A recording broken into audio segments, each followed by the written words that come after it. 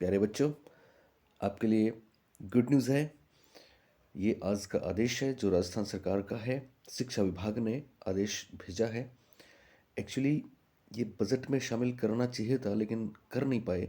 CM साहब भुलक्कड़ हैं तो भूल गए। एक दो दिन में उनका बयान आ जाएगा सरकार का। और ये ऑथेंटिक न्यूज़ है जो आपके साथ हम शेयर कर रहे हैं। ये एक्चुअली निदेशक माध्यमिक और एलिमेंट्री शिक्षा राजस्थान बीकानेर ने पत्र लिखा है और विषय है स्कूल शिक्षा विभाग में रिक्त 21,531 पदों को वर्ष 2022-23 की बजट घोषणा में शामिल करते हुए भर्ती प्रक्रिया शुरू करने के संदर्भ में।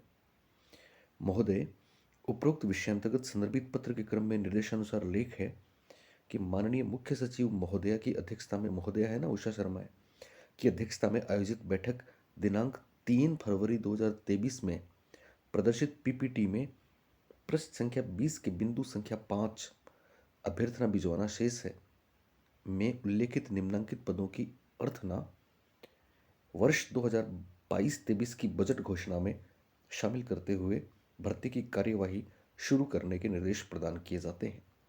एक्चुअली होता क्या है कि पहले जो भी विभाग है, जैसे शिक्षा विभाग है, इसमें खाली पद जो हैं, जिम्मेदारी है डायरेक्टर की कि वो खाली पदों की बात सरकार मतलब मुख्य सचिव को बताए और मुख्य सचिव फिर इस बात को आदेश के रूप में भेजे आरपीएससी को या संबंधित इदारे को कि आप इनकी भर्ती करिए।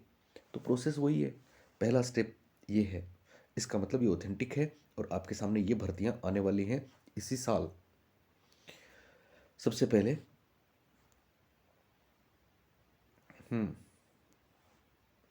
अध्यापक ग्रेड थर्ड 12,160।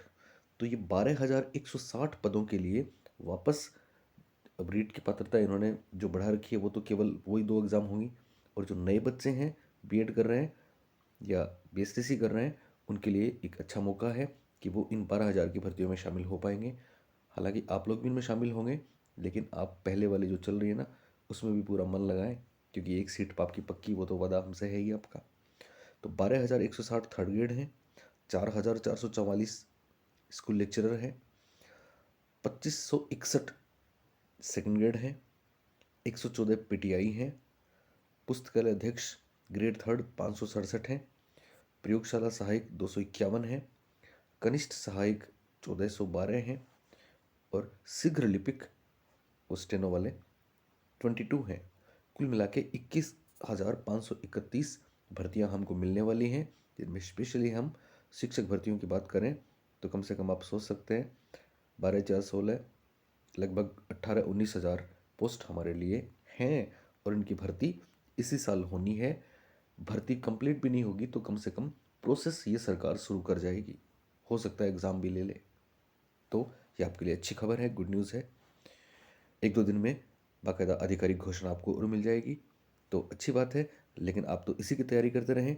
और ये वाली बात मैंने आज आपको इसलिए बताई है क्योंकि मैं आज से शुरू कर रहा हूँ आपके सपनों की साइकोलॉजी।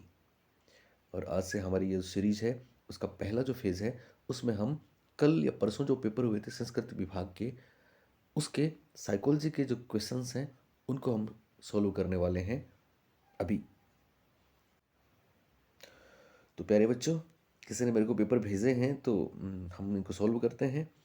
और आज मेरी तबीयत बहुत ज़्यादा नासाज है, फिर भी मैं आपके लिए बना रहा हूँ। अच्छा, जो बच्चे ये वाला वीडियो देखेंगे उनको पूरा देखना है, क्योंकि कौन जाने साइकोलॉजी आपके 20 नंबर की अभी थर्ड ग्रेड में आने वाली है।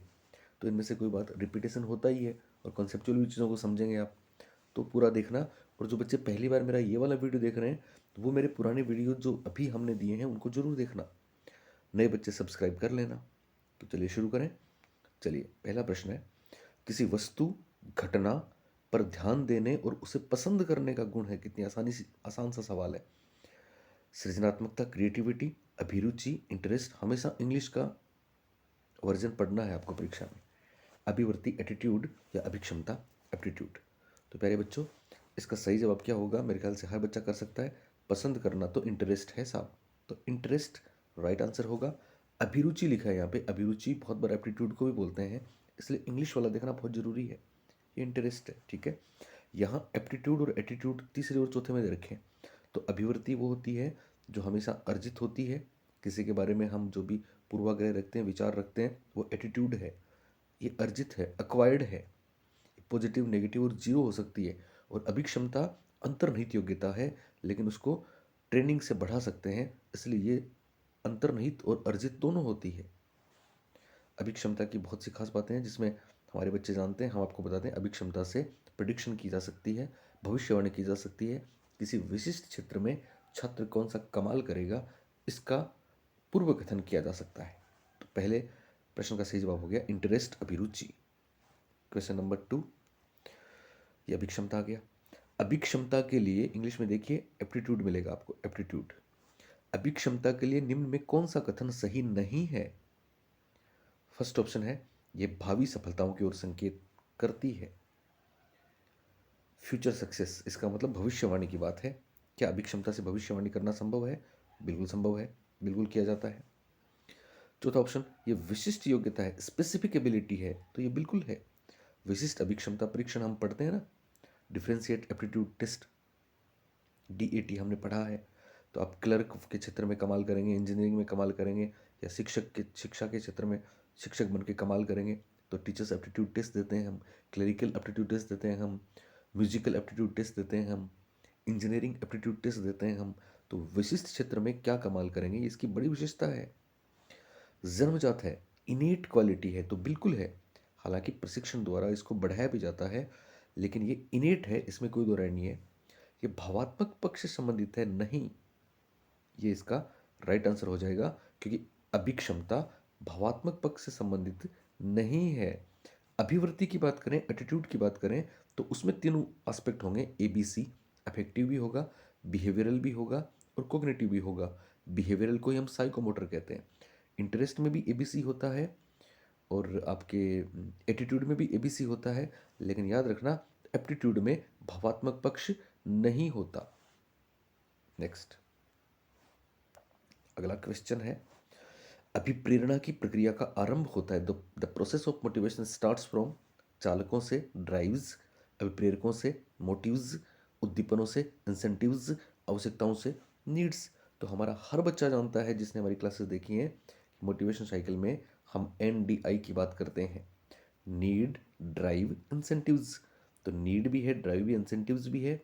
और शुरुआत किससे होती है? तो हमेशा नीड से शुरुआत होती है, आवश्यकताओं से प्रेरणा की शुरुआत होती है। किससे शुरुआत होती है? आवश्यकताओं से। आवश्यकताओं का मतलब क्या है? आवश्यकता हमारे शरीर में किसी चीज़ की कमी या अति को बोलते हैं, और इस आवश्यकता के कारण से जो साइकोफिजिकल टेंशन होता है उसको हम बोलते हैं ड्राइव। फिर इस ड्राइव को रिड्यूस करने के लिए हमें इंसेंटिव्स चाहिए, गोल चाहिए, लक्ष्य चाहिए।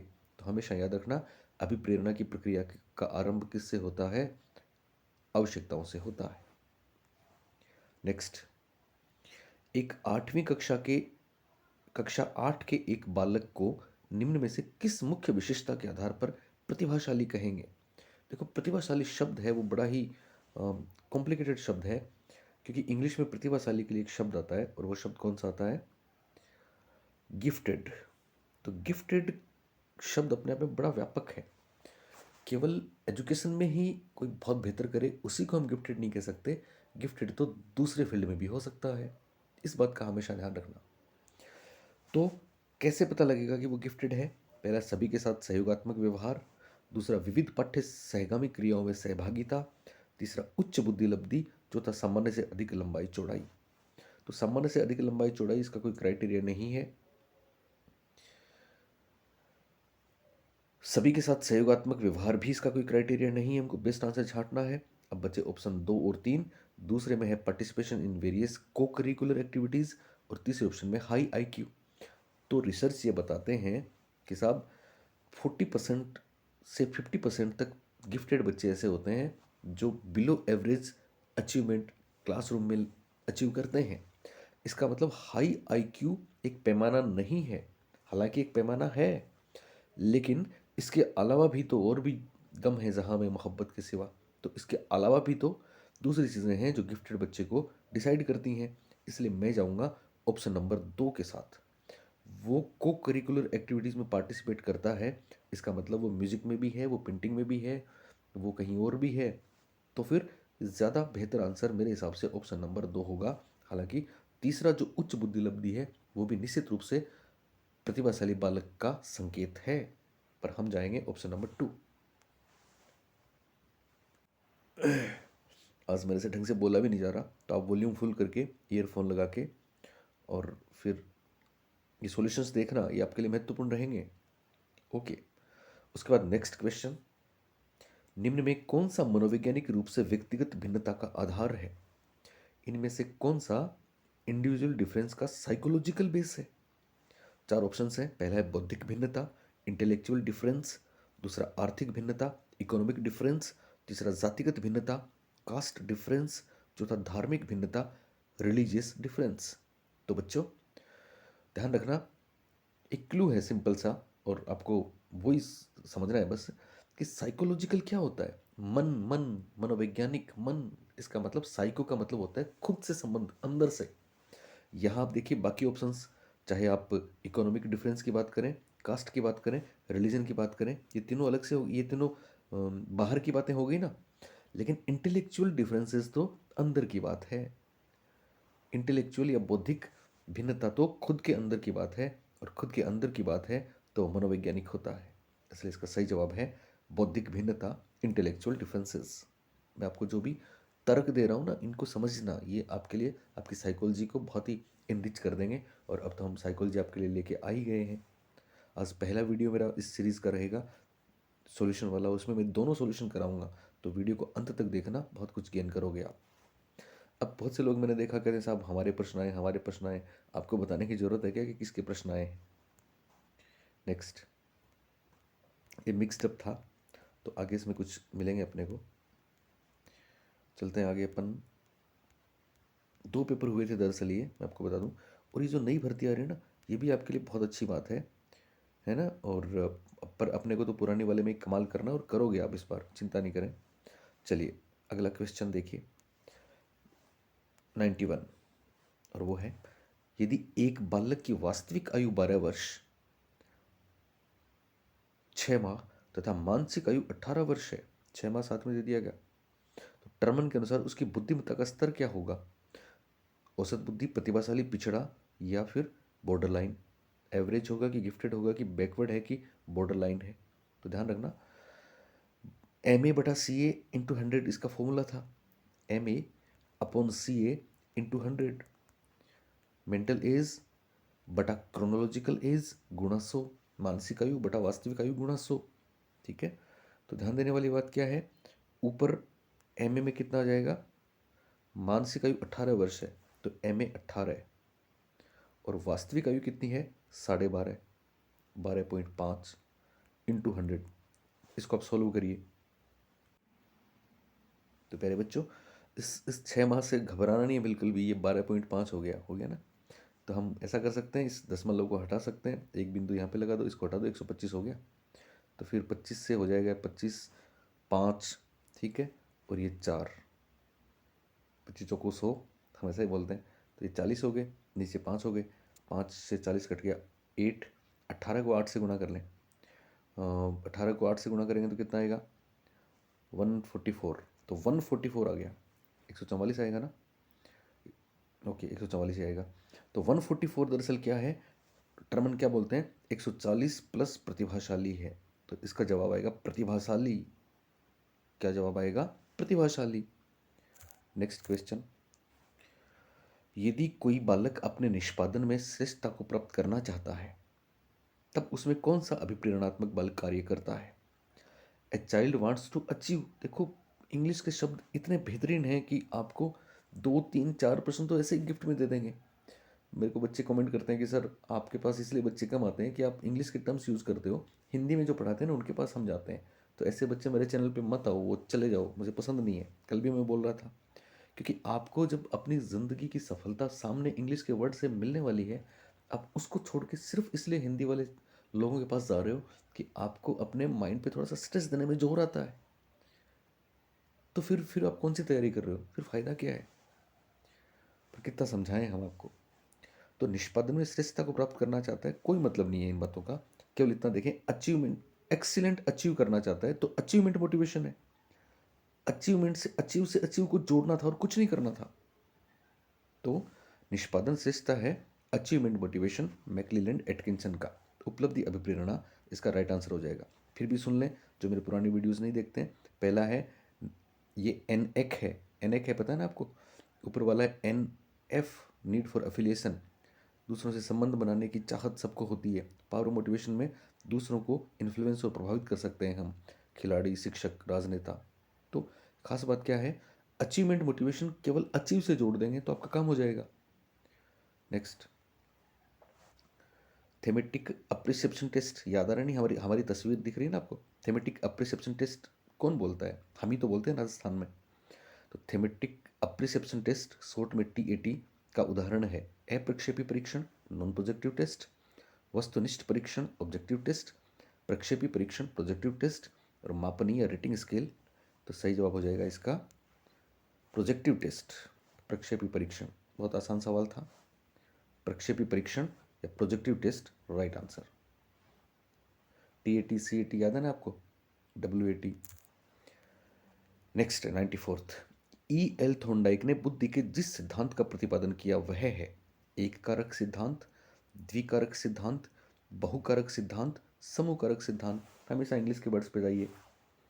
यूनिफैक्टर theory Alfred Binet, Johnson, Terman, unifactor. Two factor theory Spearman, multi factor theory और ग्रुप फैक्टर थ्योरी। तो ध्यान रखना, बहुकारक से ग्रुप फैक्टर थ्योरी की बात करें तो स्पीयरमैन आ जाएगा। ठीक है, ग्रुप फैक्टर स्पीयरमैन ने भी बोला है। ग्रुप फैक्टर आपके माफ़ करें थस्टन ने भी बोला है, ईएल थस्टन। तो इंग्लिश में याद रखना ग्रुप फैक्टर आएगा, थस्टन आएगा। ठीक है, थस्टन नहीं मिले तो स्पीयरमैन के साथ हम जाएंगे, लेकिन मल्टी फैक्टर आएगा तो थॉर्नडाइक के साथ जाएंगे। मल्टी इंटेलिजेंस आएगा या मल्टीपल इंटेलिजेंस आएगा तो हार्वर्ड गार्डनर के साथ जाएंगे। तो इसका right answer multi factor theory होगा, बहुकारक सिद्धांत होगा। इसको मात्रात्मक सिद्धांत भी बोलते हैं, बालू का सिद्धांत भी बोलते हैं, अनार्किक थ्योरी भी बोलते हैं, क्वांटिटी थ्योरी भी बोलते हैं। थॉर्नडाइक साहब की कमाल की बातें हैं, करेंगे हम आने वाली सीरीज में। नेक्स्ट क्वेश्चन, बुद्धि मापन के लिए बुद्धि लब्धि का प्रयोग सर्वप्रथम डैश मनोवैज्ञानिक ने किया था। किसने किया था, स्पीयरमैन या स्टर्न या गिलफोर्ड या वेशलर। तो उन लोगों के मुंह पे एक तमाचा है ना जो हमेशा टर्मन को बताया करते थे। टर्मन तो ऑप्शन में नहीं है। टर्मन ने बुद्धि लब्धि जो शब्द है वो 1916 में, माफ़ करें, स्टैनफोर्ड बिने टेस्ट में यूज़ किया था इंग्लिश में।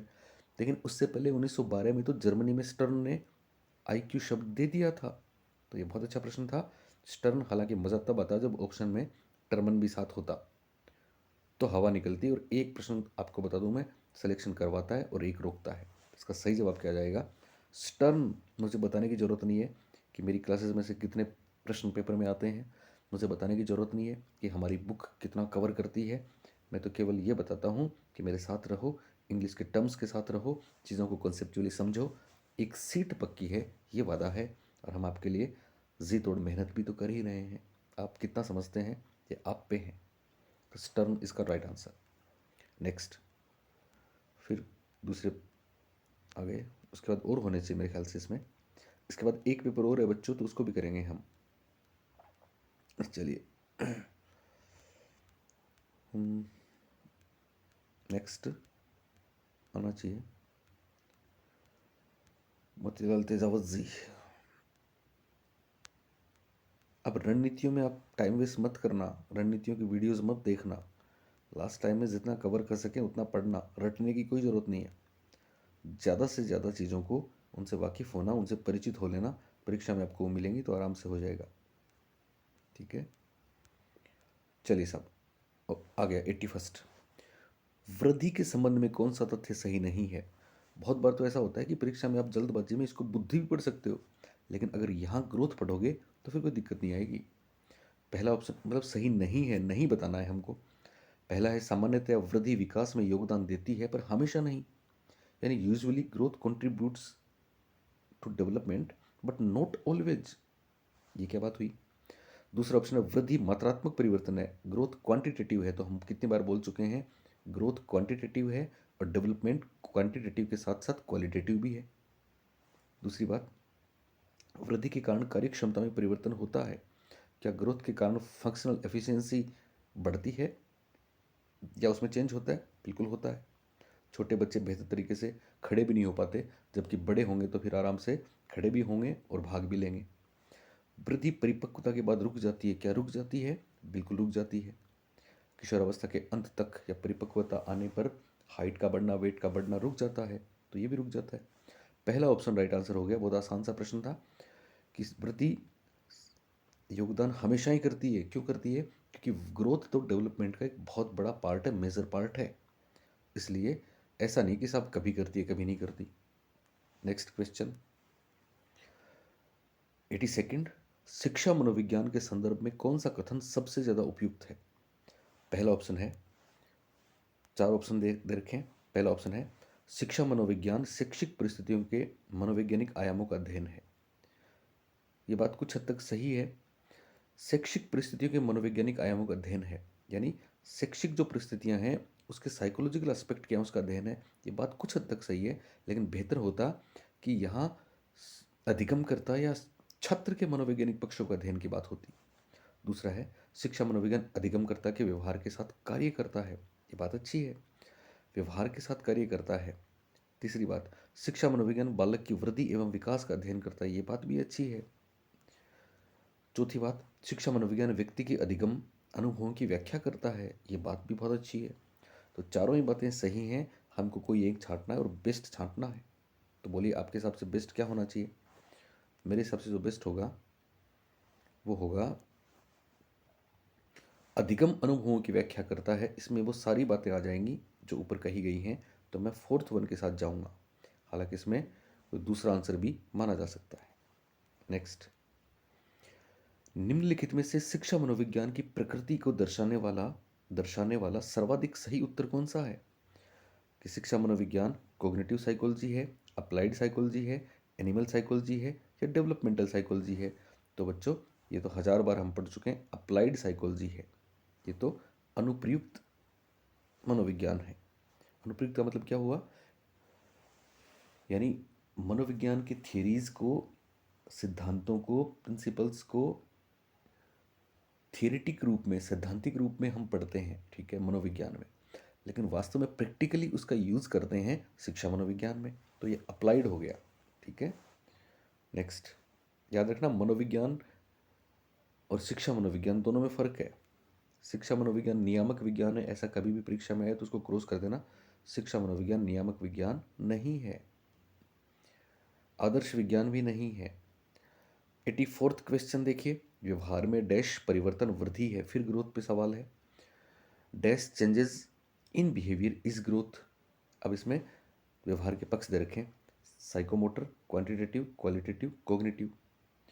तो व्यवहार में डैश कौन सा परिवर्तन वृद्धि है? साइकोमोटर या क्वांटिटेटिव या क्वालिटेटिव या संज्ञानात्मक? तो अभिवृद्धि में हम बात करते हैं क्वांटिटेटिव, मात्रात्मक परिवर्तन। बेस्ट आंसर हो जाएगा मात्रात्मक। नेक्स्ट क्वेश्चन 85, बहुत आसान पेपर था, और वो है profounder of learning by insight is. कौन है अंतर्दृष्टि द्वारा अधिगम के प्रवर्तक? गेने या कोहलर या बेंडूरा या वाइगोत्स्की? तो सही जवाब है कोहलर, वर्दीमरकोफ का कोहलर। नेक्स्ट, गेस्टाल्टवाद आए तो इन तीनों का नाम आता है। केवल गेस्टाल्टवाद के प्रवर्तक आ जाएं और वर्दीमर और कोहलर अलग अलग ऑप्शन में आए तो हम वर्दीमर के साथ जाएंगे, क्योंकि उन्होंने 5 फेनोमेना दिया था। लेकिन अंतर्दृष्टि और सूझ की बात आए तो फिर सुल्तान वाला काम किया था कोहलर ने। तो इसका सही जवाब है कोहलर। नेक्स्ट, 86वां प्रश्न देखिए, व्यक्तित्व का 16 व्यक्तित्व कारक सिद्धांत 16 पर्सनैलिटी थियोरी किसने दी? Adler, Allport, Freud, Cattell? तो 16 वाली किसने दी? केटल ने दी साहब, केटल। याद है आपको, केटल अल्पोर्ट के शिष्य थे। अल्पोर्ट ने 17,953 शील गुण बताए थे, जिसको बाद में उन्होंने ये डिक्शनरी में जितने वर्ड्स मिले ना वो उन्होंने कर लिए थे पहले, बाद में छोटा करके 4500 पे ले आए थे। फिर इनकी लिस्ट को छोटा करके केटल कम करते करते 35 पे ले आए, और 35 में फिर वो महत्वपूर्ण 16 शील गुणों पर आधारित 16 PF प्रश्नावली के जनक माने जाते हैं रेमंड केटल। 87, मुझे याद आ रहा है मेरी ऑफलाइन क्लासेस में जब मैंने स्टार्ट किया तो बहुत से बच्चे कहते थे सर युंग ने 3 प्रकार दिए हैं, अंतर्मुखी, बहिर्मुखी और उभयमुखी। तो वहाँ उनको क्रॉस करना पड़ा कि किसी दिन परीक्षा में, और ऐसा हुआ उसके बाद और उसके पहले बहुत बार कि 3 ऑप्शन में था तो वो गलत ही था। तीसरा उभयमुखी तो उन्होंने बताया नहीं था, एम्बिवर्ट तो बताया नहीं था। दो ही बताए हैं युंग ने, अंतर्मुखी और बहिर्मुखी, इंट्रोवर्ट और एक्सट्रोवर्ट, केवल दो बताए हैं। ठीक है, बाकी आप जानते हैं कोलरिक फ्लेगमेंटिक किसने दिए, पिकनिक एथलेटिक एंडोमॉर्फिक एक्टोमॉर्फिक किसने दिए, ये हम सब आपको पढ़ा चुके हैं। अगला क्वेश्चन, अपनी सामाजिक विकास की प्रक्रिया में बालक समूह बनाता है, यह अवस्था है शैशवावस्था, किशोरावस्था, प्रौढ़ावस्था, बाल्यावस्था। तो ये सवाल बड़ा कन्फ्यूजिंग रह सकता है, बहुत बार तो आरपीएससी भी इसको गलत मान लेती है कि साहब ग्रुप्स की बात करें, गैंग की बात करें, पीयर ग्रुप्स की बात करें, तो मैं हमेशा जाता हूँ बाल्यावस्था के साथ या उत्तर बाल्यावस्था के साथ। हालांकि किशोरावस्था में भी ग्रुप्स होते हैं, गैंग बनती है। फर्क इतना है कि बाल्यावस्था में समलैंगिक ग्रुप बनते हैं और किशोरावस्था में विषमलिंगी ग्रुप बनते हैं। मैं बाल्यावस्था के साथ जाऊंगा। नेक्स्ट क्वेश्चन, प्राणी के वांछित व्यवहारों के लिए पुनर्बलन महत्वपूर्ण है, तो पुनर्बलन का जहां भी नाम आए हम आराम से बता सकते हैं कि साहब किस मनोवैज्ञानिक से संबंधित है, एरिक्सन, पियाजे, स्किनर, कोहलबर्ग। तो सही जवाब है बी एफ स्किनर, रिवार्ड और पनिशमेंट स्किनर। नेक्स्ट, अधिगम धीरे धीरे होता है न कि अंतर्दृष्टि युक्त, यह किस मनोवैज्ञानिक से संबंधित है, स्किनर, पेवलोव, थॉर्नडाइक, वाटसन। तो अंतर्दृष्टि को नहीं मानते, धीरे धीरे होता है, धीरे धीरे तो हमेशा बार बार करते हैं, गलती करते हैं, ट्रायल एंड एरर होता है, और ट्रायल एंड एरर तो ई एल थॉर्नडाइक साहब का है, लिहाजा इसका राइट आंसर हो गया ई एल थॉर्नडाइक। प्यारे बच्चों, ये पहला पेपर था, अब दूसरा पेपर लेते हैं। बच्चों, अगले वीडियोस में आवाज़ बुलंद हो जाएगी, इसलिए आप चिंता नहीं करें। आज तबीयत नासाज है इसलिए हम धीरे बोल रहे हैं तो बिल्कुल चिंता नहीं करें। वीडियो को, नए बच्चे हैं तुरंत चैनल को सब्सक्राइब कर लें, और पुराने हैं तो सबको शेयर भी करें, नए भी शेयर कर सकते हैं। ये आपकी मोहब्बत है जो बताती है कि आप हमें कितना चाहते हैं, कितना शेयर करते हैं। चलिए, इस पेपर का पहला क्वेश्चन देखिए, एरिक्सन के मनोसामाजिक विकास के सिद्धांत में उद्यमता बनाम हीनता विकास की निम्नलिखित में से कौन सी अवस्था से संबंधित है, पूर्व प्रौढ़ावस्था, किशोरावस्था, उत्तर बाल्यावस्था, पूर्व बाल्यावस्था। तो बच्चों याद है हमने आपको तोहफा दिया था कि विश्वास और स्वतंत्रता के साथ हमने पहल की, फिर परिश्रम करके पहचान बनाई, तब उसकी घनिष्ठता मिली और जन्म संपूर्ण हुआ। ये 8 की 8 स्टेजेस एरिक्सन के, ध्यान रखना एरिक्सन ने कौन सा सिद्धांत दिया है, तो बोलना साइको सोशल डेवलपमेंट। अगर यहाँ पे साइको सेक्सुअल डेवलपमेंट आता है तो फ्रॉइड के साथ जाएंगे। मनोसामाजिक विकास एरिक्सन और मनोलैंगिक विकास फ्रॉइड। मनोसामाजिक विकास की इन्होंने 8 अवस्थाएं बताई हैं जो पूरे जीवन को कवर करती हैं, इसलिए एरिक्सन का मॉडल जीवन विस्तार सिद्धांत या लाइफ स्पेन थ्योरी भी कहलाता है। एरिक्सन का मॉडल पहचान की खोज का सिद्धांत भी कहलाता है। और यहाँ इन्होंने मैंने आपको बोला था इंग्लिश के वर्ड्स इंपॉर्टेंट रहेंगे क्योंकि हिंदी में नाम बदल सकते हैं, तो यहाँ उद्यमता बनाम हीनता आ गया। हमने आपको बताया है इंडस्ट्री वर्सेस इन्फीरियोरिटी, ये तो बाल्यावस्था की बात है, और चूंकि यहाँ पे उत्तर बाल्यावस्था और पूर्व बाल्यावस्था दोनों दे रखे हैं, तो मेरा हर बच्चा इस बात को जानता है कि हम आपको बाकायदा बताते हैं कि शेष अवस्था को 0 से 6 मानेंगे, बाल्यावस्था को 7 से 12 मानेंगे, और किशोरावस्था को 13 से 19 मानेंगे।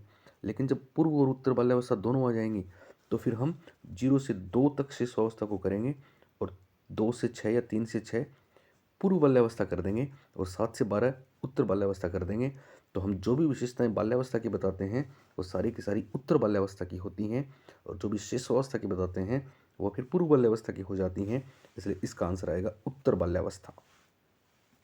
ये पहला क्लू था जो हमने बहुत वर्षों पहले बच्चों को दिया था, और जाने कितने बच्चों के सिलेक्शन जिनके बॉर्डर पे हुए हैं वो इस बात के लिए हमें अक्सर कमेंट करके बोलते हैं कि हम आपके शुक्रगुजार हैं सर कि हमें वो उत्तर बाल्यावस्था और पूर्व बाल्यावस्था का आपका कॉन्सेप्ट आज तक परीक्षा में एकदम सटीक मिला है, और मिलेगा आपको भी।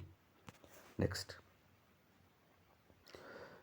82वां प्रश्न देखिए, शिक्षा मनोविज्ञान मनोविज्ञान की वह शाखा है तो शिक्षण तथा अधिगम से संबंधित होती है, इस विचार के प्रतिपादक कौन है, स्टीफन, कोलसेनिक, स्किनर, क्रोएंटक्रो। तो सही जवाब है स्किनर। स्किनर ने 2-3 स्टेटमेंट्स दिए हैं, हमने अपनी बुक में भी दिए हैं। संपूर्ण व्यवहार मानव का शिक्षा मनोविज्ञान है, ये स्किनर बोलते हैं।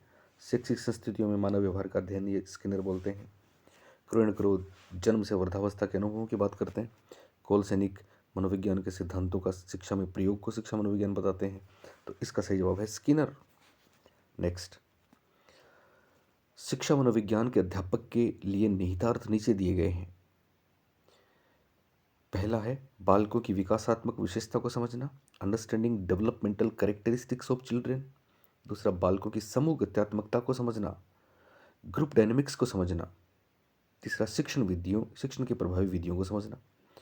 तो बालक किस तरह से विकास करते हैं, क्या शिक्षा मनोविज्ञान के अध्यापक के लिए ज़रूरी है जानना?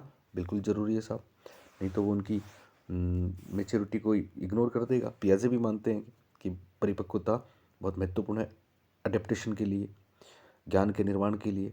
ठीक है, तो विकासात्मक विशेषता तो जाननी जरूरी है। शिशु अवस्था में क्या विशेषताएं हैं, बाल्यावस्था में क्या विशेषताएं हैं, तभी तो बेहतर इंटरेक्शन कर पाएगा, तभी तो बेहतर ज्ञान का निर्माण हो पाएगा। इसलिए पहला ऑप्शन तो राइट है। समूह गत्यात्मकता का मतलब होता है कि बालक अकेले में काम करता है कि दूसरों के साथ मिलके, कोऑपरेशन के साथ, इंटरेक्शन के साथ। तो ये भी बात बहुत ज़रूरी है कि समूह में एक बच्चे का किस तरह से व्यवहार होगा, और प्रभावी विधियाँ तो हैं ही। तो तीनों सही हैं। इसका मतलब इसका राइट आंसर हो गया ऑप्शन नंबर 1। ए, बी एवं सी तीनों सही हैं।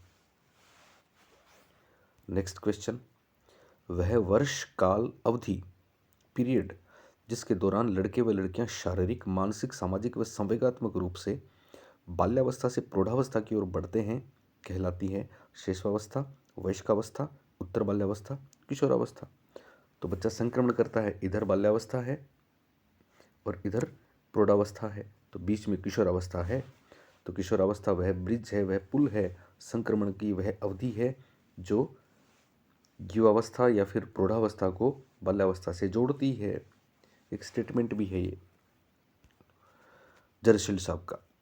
नेक्स्ट, अगला क्वेश्चन देखिए, अधिगम के संदर्भ में निम्नलिखित में कौन सा कथन गलत है?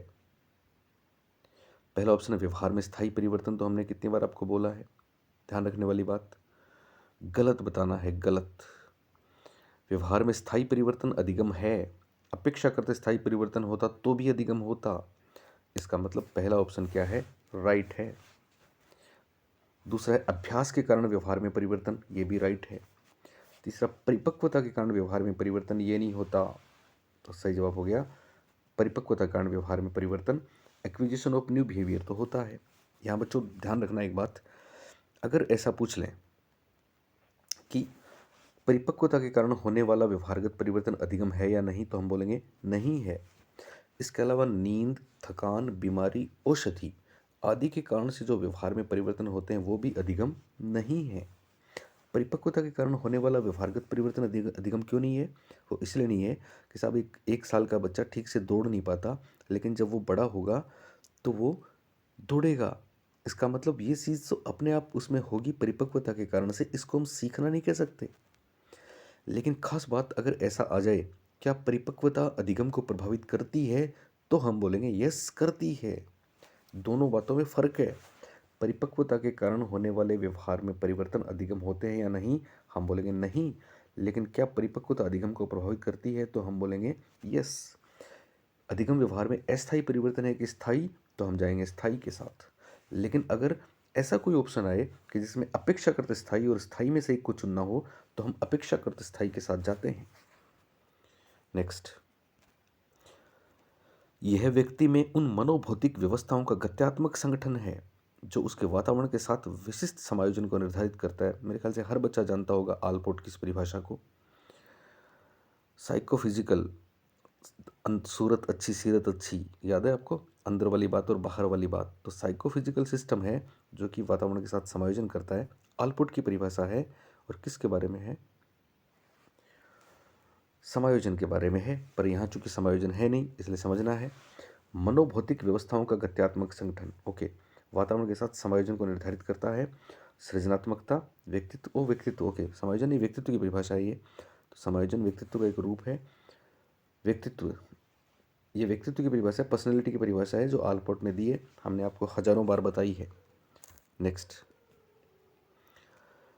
अगला है which of the following is not an accepted stage of Kohlberg's theory of moral development, यानी कोहलबर्ग के नैतिक विकास की कौन सी एक अवस्था इनमें नहीं है? सार्वभौमिक नैतिक सिद्धांत, अभिमुखता, यूनिवर्सल एथिकल प्रिंसिपल ओरिएंटेशन। इन शब्दों से तो आप वाकिफ होंगे, कितनी बार हमने आपके सामने बोले हैं। भूमिका संदेह अभिमुखता, रोल कन्फ्यूजन ओरिएंटेशन, सामाजिक अनुबंध विधि सम्मत अभिमुखता, सोशल कॉन्ट्रैक्ट लीगलिस्टिक ओरिएंटेशन, और दंड तथा आज्ञा पालन अभिमुखता, पनिशमेंट एंड ओबीडियंस ओरिएंटेशन। तो आपको याद है हमने कोहलबर्ग के स्टेजेस के बारे में, 6 स्टेजेस के बारे में आपको वो एक तोहफा दिया था। दंड से आज्ञाकारिता मिली, किंतु हम अहंकारी बन गए। फिर अच्छे बच्चे बनकर प्रशंसा पाई, तब सामाजिक सम्मान मिला, और अंत में जब सामाजिक समझौता किया तब विवेक नाम मिला। तो उच्चतम विवेक को का दूसरा नाम यूनिवर्सल एथिकल प्रिंसिपल है। ये आखिरी स्टेज है, छठी स्टेज। दंड आज्ञा पालन पहली स्टेज है। सामाजिक अनुबंध सोशल कॉन्ट्रैक्ट 5वीं स्टेज है। और रोल कन्फ्यूजन तो किशोरावस्था की विशेषता है। एरिक्सन ने किशोरावस्था को रोल कन्फ्यूजन की स्टेज बताया है। तो रोल कन्फ्यूजन एरिक्सन की बात है, कोहलबर्ग की बात नहीं है। नेक्स्ट, अगला क्वेश्चन, निम्नलिखित में से सीखने की कौन सी विशेषता नहीं है? कौन सी विशेषता नहीं है? Which one is note? तो पहली बात है, सीखना अभिप्रेरणा व परिपक्वता पर निर्भर करता है। बिल्कुल करता है, अभिप्रेरणा पर भी करता है और परिपक्वता पर भी करता है, क्योंकि परिपक्वता सीखने को प्रभावित करती है। हालांकि परिपक्वता के कारण होने वाले परिवर्तन अधिगम नहीं है, लेकिन परिपक्वता अधिगम को प्रभावित तो करती है। दूसरा, सीखना जीवन पर्यंत होता है, बिल्कुल लाइफ लॉन्ग होता है। सीखना लक्ष्य प्राप्ति में मदद करता है, हेल्प करता है, गोल को रीच करने में बिल्कुल करता है। सीखना केवल औपचारिक है, तो आराम से आप बता दोगे ये गलत है, क्योंकि सीखना तो अनौपचारिक भी होता है, सड़क पे भी तो सीखते हैं। नेक्स्ट, परंपरागत वर्गीकरण में, ट्रेडिशनल क्लासिफिकेशन में सीखने का कौन सा एक प्रकार नहीं है? मनोगत्यात्मक अधिगम, संज्ञानात्मक अधिगम, यांत्रिक अधिगम, भावात्मक अधिगम। तो हम आपको कितनी बार बता चुके हैं, ध्यान रखना है। अफेक्टिव डोमेन, बिहेवियरल या साइकोमोटर डोमेन और कोग्निटिव डोमेन। तो कोग्निटिव इसमें है, साइकोमोटर इसमें है, अफेक्टिव इसमें है। मुझे याद है, बहुत पहले की बात है, राजस्थान में पहली बार जब साइकोमोटर हमने यूज़ किया था, तो क्या बोलूँ आपको, ब्लूम की टेक्सोनोमी भी यही बोलती है, मैकेनिकल लर्निंग कुछ नहीं होता, यांत्रिक सीखना नहीं है परंपरागत प्रकार में। नेक्स्ट, 3 अनुक्षेत्र पढ़ते हो ना, 3 डोमेन पढ़ते हैं हम, दरअसल ब्लूम ने भी ये बताए हैं। तो याद रखना, यहाँ पे साइकोमोट अफेक्ट, सबसे पहले कोग्निटिव संज्ञानात्मक क्षेत्र हो गया, फिर अफेक्टिव भावात्मक क्षेत्र हो गया, डोमेन हो गया, तीसरा साइकोमोटर हो गया। साइकोमोटर की जगह कई बार कोग्निटिव शब्द आता है, साइकोमोटर की जगह कई बार बिहेवियरल शब्द भी आता है, तो कंफ्यूज नहीं होना है।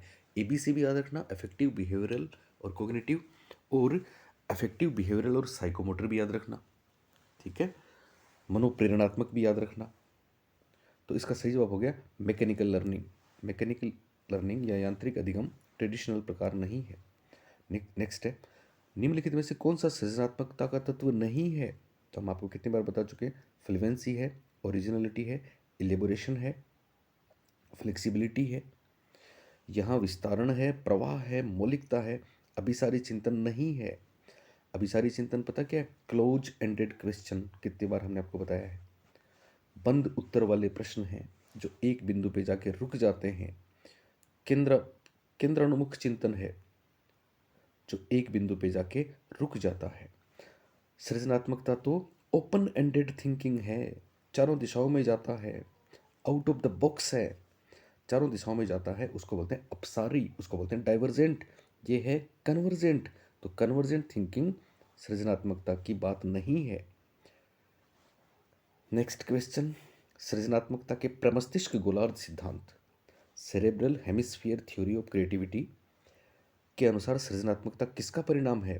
प्रमस्तिष्क की कमजोरी का, ईश्वर द्वारा प्रदत्त उपहार का, दाएं गोलार्ध की प्रबलता का या बाएं गोलार्ध की प्रबलता का। यानी सृजनात्मकता का संबंध राइट हेमिस्फीयर से है कि लेफ्ट हेमिस्फीयर से है।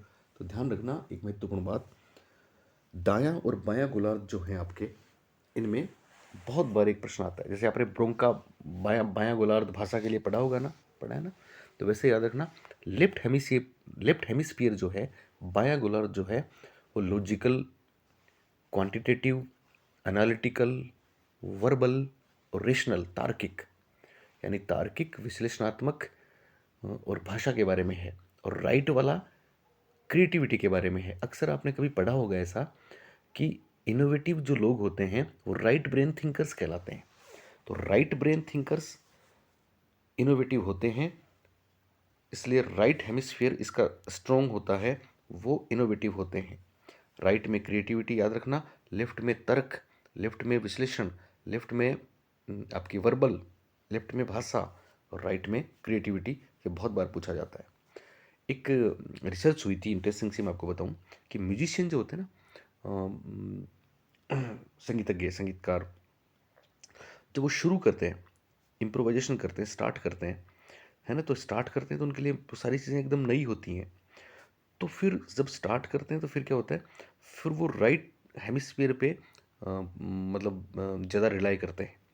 और जब वो थोड़ा सीख लेते हैं, क्योंकि वो जब शुरू करते हैं तो इनएक्सपीरियंसड होते हैं, तो नई नई चीज़ें हैं उनके लिए, तो उनका दायां जो गोलार्ध है वो ज़्यादा प्रबल होता है, दाएं गोलार्ध पे ज़्यादा वो डिपेंड होते हैं, उसका ज़्यादा यूज़ होता है। लेकिन जब वो सीख जाते हैं बहुत कुछ, उसके बाद बायां गोलार्ध म्यूजिशियन का ज़्यादा काम करता है। इसका मतलब वो सीख गए, वो तो लकीर के फ़कीर हो गए। लेकिन नई चीज़ें, इनोवेशन तो वो होता है ना जब हम नई नई चीज़ों में पढ़ते हैं। तो याद रखना, राइट हेमिस्फीयर या दायां गोलार्ध सृजनात्मकता, और बायां गोलार्ध तार्किकता, भाषा, लॉजिकल, एनालिटिकल, क्वांटिटेटिव।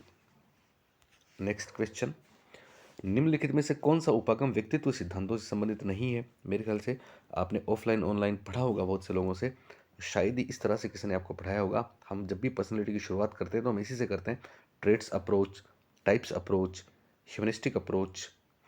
शील गुण उपागम ट्रेड्स अप्रोच में हम पढ़ते हैं आलपोर्ट को, केटल को, बिग फाइव मॉडल को पढ़ते हैं ना। टाइप्स अप्रोच हम आपको थियोस्टोपर से शुरू करवा के, हिपोक्रेट से शुरू करवा के, रिया सेक मॉडल जी हॉलैंड तक ले जाते हैं, जिसमें आपके क्रिश्मर, शेल्डन, युंग सभी आते हैं। तो टाइप्स अप्रोच भी पर्सनैलिटी में है, ट्रेड्स अप्रोच भी है। ह्यूमनिस्टिक अप्रोच, दो लोगों के नाम याद रखने, कार्ल रोजर्स व अब्राहम मैस्लो। लेकिन मोनार्किक अप्रोच पर्सनैलिटी में नहीं है, मोनार्किक अप्रोच तो इंटेलिजेंस में है। एक तंत्र उपागम तो बुद्धि का है। नेक्स्ट 93, निम्नलिखित में कौन सी एक सुसमायोजित व्यक्ति की विशेषता नहीं है? नोट पूछा है। व्यवहार में लचीलापन, फ्लेक्सिबिलिटी इन बिहेवियर बिल्कुल होता है। स्वयं के मजबूत पक्ष एवं सीमाओं की जानकारी होना बिल्कुल होता है। खुद की स्ट्रेंथ और लिमिटेशंस के बारे में अवेयरनेस होती है। स्वयं एवं अन्य का सम्मान करना, बिल्कुल, रिस्पेक्ट हिमसेल्फ और अदर्स करेगा तभी तो समायोजन होगा। महत्वाकांक्षा का अति उच्च स्तर, तो इसको देखते आप कर दोगे, पहले तो अति आ गया, अति हमेशा खराब होती है। एस्पिरेशन का हाई लेवल हो गया तो वो समायोजित हो ही नहीं पाएगा। नेक्स्ट, निम्नलिखित में कौन सा थॉर्नडाइक द्वारा प्रदत्त बुद्धि का एक प्रकार नहीं है? पहला, शरीर गतिक बुद्धि, यांत्रिक बुद्धि, सामाजिक बुद्धि, मूर्त बुद्धि, अमूर्त बुद्धि। तो देखो बच्चों, फिर जिन बच्चों ने हिंदी पढ़ा है उनका तो गलत होना ही है, इंग्लिश में पढ़ना है। बॉडी काइनेस्थेटिक शब्द आते हैं, आपको याद आ रही है हमारी वो बात हावर्ड गार्डनर वाली, जिम्नास्ट, प्लेयर, खिलाड़ी, बॉडीली काइनेस्थेटिक। ये बाकी तीनों थॉर्नडाइक ने दिए हैं, एब्स्ट्रैक्ट दिया है, कॉन्क्रीट दिया है, सोशल दिया है, लेकिन बॉडीली काइनेस्थेटिक, काइनेस्थेटिक शब्द हमने कभी बोला था क्लास में कि हमें इस शब्द से मोहब्बत है, अच्छा लगता है। नर्तक में हाथों का जादू है, पैरों का जादू है, याद है आपको? मूर्तिकार में, इवन सर्जन में, कुछ लोगों में एक से ज़्यादा फ्रेम्स होते हैं। तो हावर्ड गार्डनर का काइनेस्थेटिक है, स्पेशल है, इंट्रापर्सनल है, इंटरपर्सनल है, 8 प्रकार दिए उन्होंने। एग्जिस्टेंशियल नोवा भी आ गया। चलिए नेक्स्ट क्वेश्चन 95, प्रतिभाशाली बालकों के शिक्षण हेतु निम्नलिखित में से कौन सा कार्यक्रम उपयुक्त नहीं है? उपचारात्मक शिक्षण, रेमेडियल टीचिंग, ये तो बैकवर्ड के लिए होता है। एबिलिटी ग्रुपिंग, एबिलिटी ग्रुपिंग हमेशा याद रखना, ग्रुपिंग और लेबलिंग, लेबलिंग शब्द आ जाए ना तो फिर हम उसके साथ नहीं जाएंगे, वो इंक्लूसिव एजुकेशन के खिलाफ है। लेकिन प्रतिभाशाली के लिए तो एबिलिटी ग्रुपिंग होता है। इनरिचमेंट प्रोग्राम होता ही है। इनरिचमेंट प्रोग्राम क्या होता है? हम उनको बड़ा सिलेबस दें, वाइड सिलेबस दें, डबल प्रमोशन, एक एक एक एक साल में एक से ज़्यादा क्लासेस। तो राजस्थान में शायद हम ही ने ये बातें आपको बताई हैं बहुत पहले, आज नहीं, आज तो हर कोई बता रहा है क्योंकि पेपर्स में आ रही हैं, पर हम तो तब से बता रहे हैं जब लोग इन बातों का विरोध करते थे। तो ये तीनों होती हैं। रेमेडियल टीचिंग प्रतिभाशाली और गिफ्टेड के लिए नहीं है, ये तो स्लो लर्नर्स के लिए है। तो इसका सही जवाब हो जाएगा ऑप्शन नंबर 1। 96, ये एक स्टेटमेंट है। रुचि गुप्त अथवा अव्यक्त अवधान है, वह अवधान रुचि का क्रियात्मक रूप है। ये कथन किसका है? McDougall, Drever, Crow and Crow, Guilford. तो ध्यान रखना बच्चों, क्रोवेनक्रो ने भी ये बात कहीं ना कहीं बोली है, मैकडूगल ने भी बोली है। हमने आपको एक स्टेटमेंट बताया था कि रुचि अवधान की माँ है। इसका मतलब रुचि तो रहती है अव्यक्त, और अटेंशन जो होता है वो हो जाता है व्यक्त। इसलिए अटेंशन तो हो गया बेटा, और रुचि हो गई माँ, वो लेटेंट है, अव्यक्त है। ये बात मैकडूगल साहब की है, तो मैं मैकडूगल के साथ जाऊंगा। नेक्स्ट, अध्यापक के द्वारा शिक्षण में विद्यार्थियों की रुचि को जागृत करने व विकसित करने के लिए निम्न में कौन सा तरीका उपयुक्त नहीं है? क्या ठीक नहीं है? नए विषय को पूर्व परिचित ज्ञान से जोड़ना, ये तो बहुत शानदार बात है। प्रीवियस नॉलेज को रिलेट करेंगे, कनेक्ट करेंगे, ये तो डेविड आसुबेल तक ने बोला है, पियाजे ने बोला है, वाइगोत्स्की ने, सब ने, कंस्ट्रक्टिविस्ट सारे बोलते हैं। उपयुक्त अध्यापन विधि का उपयोग करना, बिल्कुल होता है ये तो। अप्रोप्रिएट टीचिंग मेथड यूज़ करेंगे, नहीं तो उसको समझ में नहीं आएगा। बालकों के विकास की विभिन्न अवस्थाओं में रुचियों के ज्ञान का शिक्षण में उपयोग करना, बिल्कुल होता है। कक्षा में पूर्ण नीरवता बनाए रखना, इंग्लिश में देखिए नीरवता क्या होती है? Pin drop silence. तो पिन ड्रॉप साइलेंस तो सबसे खराब बात है। अनुशासन तो सबसे खराब बात है। अध्यापक का कंट्रोल, नियंत्रण तो सबसे खराब बात है। बच्चों को एक्टिव रहने दो, बोलने दो, पार्टिसिपेट करने दो, तो ये खराब बात है। ऑप्शन नंबर 4 इसका राइट आंसर हो जाएगा। 98th, ए मास्लो द्वारा मानवीय अभिप्रेरणा को समझने हेतु आधारभूत आवश्यकताओं के 5 वर्ग बताए हैं। बिल्कुल बताए साहब। कौन सा मास्लो ने नहीं बताया? तो बच्चों सबको टिप्स पे होगा ये तो।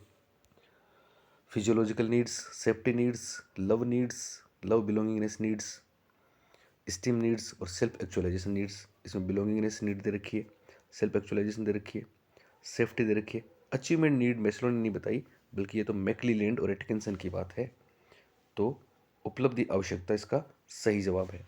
आपको हमारे शब्द नज़र आते हैं? लव नीड्स हमने बोला है, बिलोंगिंगनेस हमने बोला है, सेल्फ एक्चुअलाइजेशन हमने बोला है, याद है? स्व यथार्थीकरण का सिद्धांत। तो इसमें सही जवाब हो जाएगा उपलब्धि आवश्यकता।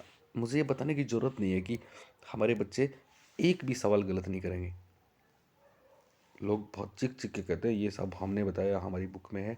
हम तो आपको धीरे से बोल रहे हैं साहब, सब कुछ अपना ही है। नेक्स्ट, निम्न में कौन सा एक अभिप्रेरणा प्रक्रिया का घटक नहीं है? देखो कितनी बार, और शायद राजस्थान में आपके अलावा कोई इसको कर नहीं पाएगा। एनडीआई हमने आपको बताया, नीड ड्राइव इन इंसेंटिव्स। हालांकि एनडीए गार भी हमने आपको बताया, क्लार्क हल वाला। तो नीड है, ड्राइव है, इंसेंटिव, अचीवमेंट, मोटिव, दोनों में फ़र्क है। तो अचीवमेंट एनडीए वाला देखें, नीड, ड्राइव, अचीवमेंट, नहीं, नीड, ड्राइव, अराउजल, फिर गोल ओरिएंटेड बिहेवियर, और फिर ए अचीवमेंट के लिए आता है। अचीवमेंट, इंसेंटिव, एक ही बात है। इस बच्चे ने बहुत सही किया है। तो एनडीए में ये तीनों होते हैं। मोटिव प्रोसेस का हिस्सा नहीं है। मोटिव क्या है?